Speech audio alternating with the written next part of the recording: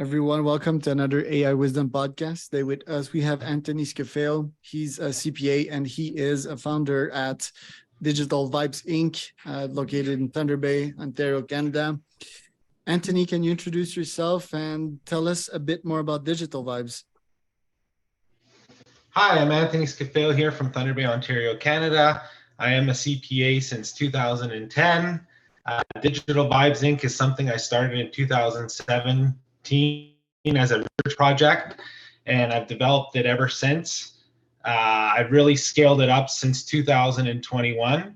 So basically, Digital Vibes Inc. is a research and consulting organization that helps businesses implement AI into their organizations to streamline and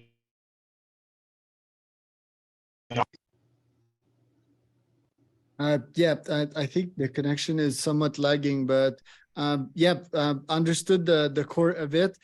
Tell us how you are using OpenAI's Chat GPT-4 to actually help your clients accomplish their goals. So I'm using ChatGPT's OpenAI to help clients develop use cases for them to implement technologies and optimize their processes. So I use OpenAI basically as an iterative process. So I don't just write one prompt or two prompts. What I do is I iterate and I have a conversation with the AI.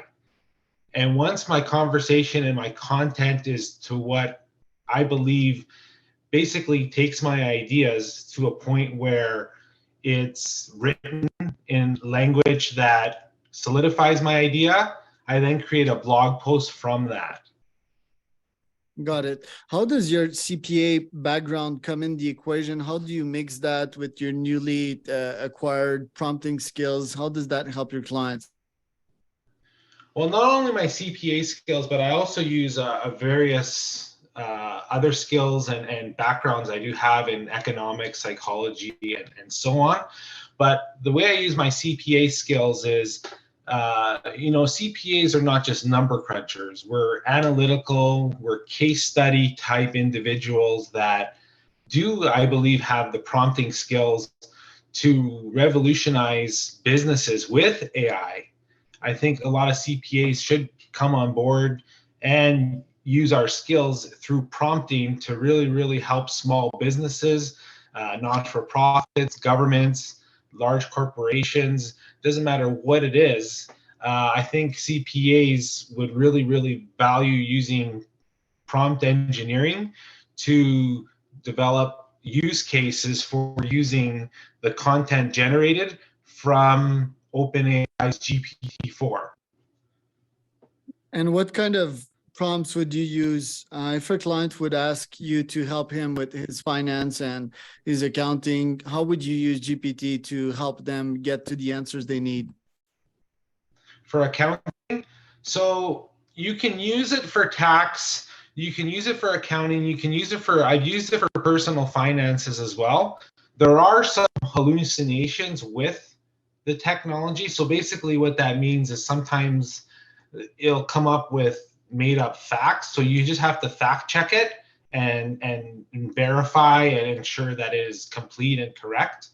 However, there are use cases in accounting, in personal finance, in auditing, in system development. CPAs can use it in a number of different ways to implement and solidify and enhance their client engagements.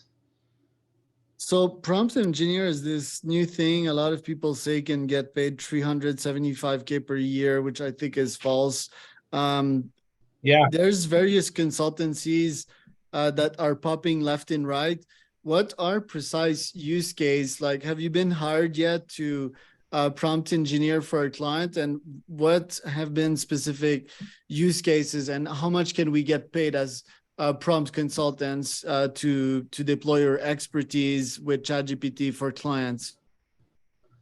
I think the use case of prompt engineering for clients, for businesses, hasn't really been developed yet because I think businesses don't understand the use case yet for AI in terms of how it can benefit their business. In terms of clients, it's just research engagements that I've had using ChatGPT, developing use cases, working with some large corporation using ChatGPT.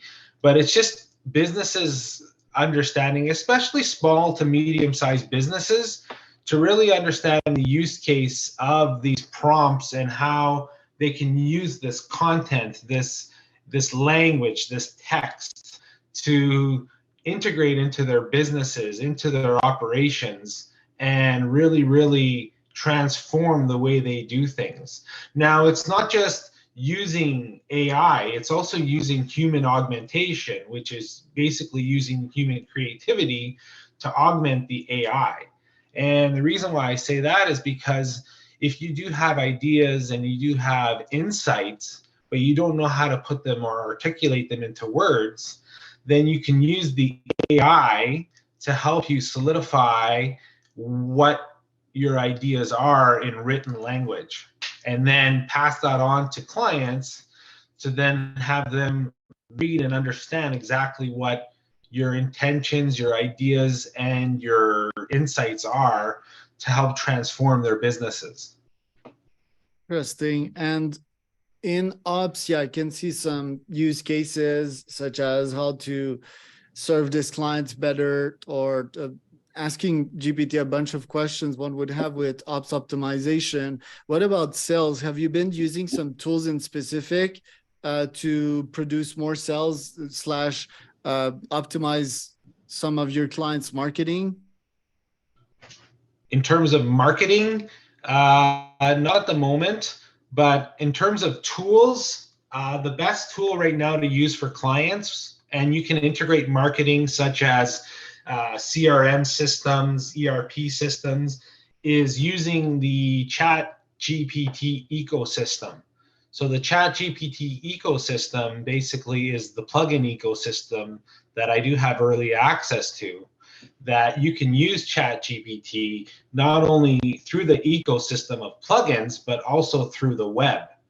And what you can do is you can integrate those plugins, which are basically extensions of software that allow you to connect to the AI, which is the ChatGPT, and integrate into software, into marketing, into email, into your CRM, like I said, into a whole bunch of different applications. And one of those applications, or one of those platforms, is Zapier.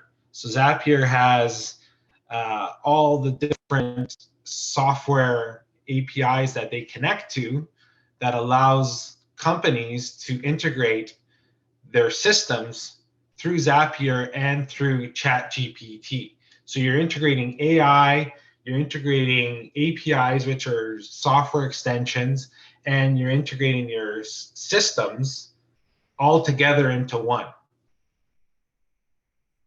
I'm on your website and I'm checking the industries you tend to serve. So SMBs, manufacturing, mining, supply chain management, healthcare, and marketing. Why did you choose these niches in specific with your AI slash prompting services? So basically, as CPAs, we can serve, and I've worked in a number of different industries. So prompting is something that CPAs can do in a number of different industries. Those are just examples, but we serve it in government, we serve in cities, local government, we serve in not-for-profits, we serve for-profits, startups, SMBs, mining. So the reason why I chose and have those industries is Northern Ontario, where I'm from, has a lot of mining, has a lot of small businesses. So the reason, and another thing too, is with mining, I've entered the NORCAT Mining Challenge, which is a challenge for Canadian organizations all across Canada, and any organization can apply right now, the NORCAT Mining Challenge. So what I've proposed for that challenge is to integrate GPT-4 into their technology. And they're looking at ways to increase productivity, they're looking at ways to increase efficiencies, and they can do that with GPT-4. Now I've developed a proposal which has use cases such as environmental and productivity improvements and other use cases as well, and the technologies needed to and coding needed to implement such software. So that's one way we can, through GPT-4, which is through OpenAI, that we can revolutionize the mining industry through this challenge. Got it. You use GPT for content as well. How automated is the content on your website? Is it just you producing the article with GPT and then feeding it back to your website, or is it like way more automated than that? And have you seen some SEO returns out of it? Yeah, I've seen SEO returns out of it. I do use GPT-4 and ChatGPT, like I said earlier, when I iterate the prompts. What I do is I create the blog tags, I create all the SEO elements for my blogs through GPT. I create the metadata, I create the titles, I create all those things. And I've been doing it since 2021. At a point when I was going through cancer treatment, and that's another thing we can talk about. But ever since then, I've been using GPT technology to write blogs, and I do it through an iterative process. Like I said earlier, I use most of my blogs are AI generated, and I use human augmentation, which are my ideas, to augment my blog posts. Now, a lot of my original blog posts, and a lot of them now, come from my own experiences here in Northern Ontario. So my first blog post was about how, Thunder Bay, for instance, uses Google for searches.